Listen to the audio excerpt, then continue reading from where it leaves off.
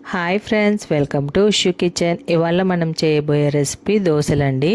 దోశల్ని చాలా టేస్టీగా అండ్ క్రిస్పీగా ఎలా ప్రిపేర్ చేసుకోవాలో, దానికి కావాల్సిన పదార్థాలు ఏంటో ఈ వీడియోలో చూద్దాము. వీడియోని ఎండ్ దాకా చూడండి, అయితేనే మీకు రెసిపీ ఫుల్ డీటెయిల్స్ తెలుస్తాయి. ముందుగా దోశల్ని ప్రిపేర్ చేసుకోవడానికి మనం 2 కప్స్ దాకా బియ్యాన్ని తీసుకోవాలండి. సేమ్ అదే కప్పుతోటి 1 కప్పు మినపగుళ్ళని తీసుకోవాలి.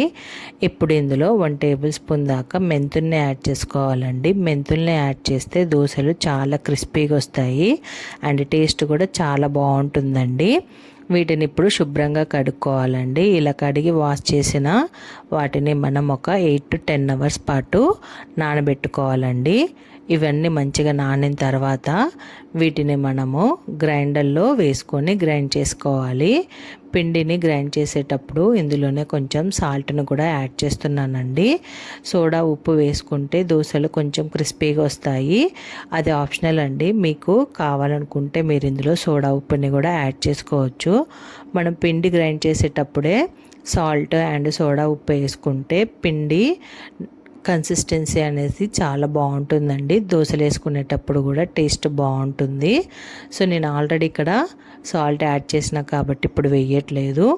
ఇప్పుడు దోశని ఎలా వేసుకోవాలో చూద్దాము. దోశని వేసుకునే ముందు పెనం బాగా హీట్ చేసుకోవాలండి. దోశలు వేసుకునేటప్పుడు హై ఫ్లేమ్లో మాత్రమే వేసుకోవాలి. ఇలా ఈ వీడియోలో చూపించినట్టుగా దోశని వేసుకోవాలండి. సో ఇది కొంచెం వేగిన తర్వాత దీంట్లో కొంచెం ఆయిల్ని యాడ్ చేసుకోవాలి. ఇది దోశ కంప్లీట్గా కాలిన తర్వాత మాత్రమే మనం దీన్ని టర్న్ చేసుకోవాలండి.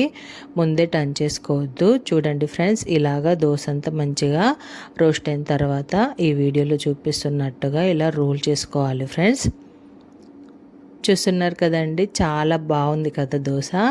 చాలా ఈజీగా అండ్ సింపుల్ ప్రాసెస్లోనే దోశల్ని ప్రిపేర్ చేసుకోవచ్చండి. ఇవి బయట హోటల్స్లో, రెస్టారెంట్స్లో దొరికే దోశల్లాగానే ఉంటాయి. చాలా క్రిస్పీగా ఉంటుంది, చాలా బాగుంటుంది. మీకు కనుక ఈ వీడియో నచ్చినట్టయితే దయచేసి నా ఛానల్ని సబ్స్క్రైబ్ చేసుకోండి.